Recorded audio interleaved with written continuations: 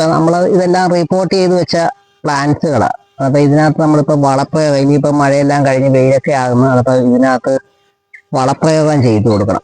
അപ്പോൾ എന്തൊക്കെ വളമാണ് നമുക്ക് ചെയ്യേണ്ടതെന്ന് നമ്മളിപ്പോൾ പറയാൻ പോണത്.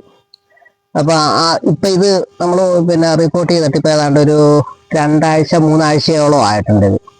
പിന്നെ അതിൻ്റെ മേളിലായത് അപ്പുറം ഇരിപ്പുണ്ട്. അപ്പോൾ ആദ്യം ഇതിനകത്ത് ചെയ്യേണ്ടതെന്ന് പറഞ്ഞാൽ DIP എന്ന് പറഞ്ഞ ഞാൻ കഴിഞ്ഞ വീഡിയോ കാണിച്ചതായി. DIP അതൊരു ഇത്രയും DIP ഇത്രയും DIP ഇതിൻ്റെ ചുവട്ടിലോട്ട് ഇട്ട് കൊടുക്കുക. അത് എല്ലാത്തിനും ഇതേപോലെ ഇങ്ങനെ കുറച്ച് ഇട്ട് കൊടുക്കുക.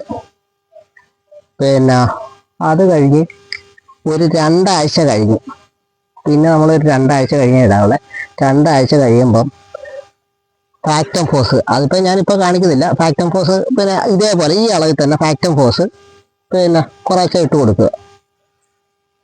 അത് കഴിയുമ്പം ഒരു മാസമോ അല്ലെങ്കിൽ ഒരു മാസം വേണ്ട, അതിന് മുമ്പായിട്ട് തന്നെ ഫ്ലവർ വരാനാണ് സാധ്യത.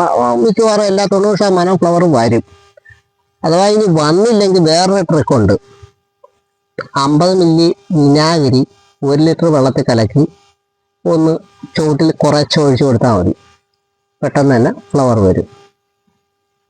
അപ്പം ഈ വീഡിയോ പരമാവധി സബ്സ്ക്രൈബ് ചെയ്യുക, ലൈക്ക് ചെയ്യുക, ഷെയർ ചെയ്യുക.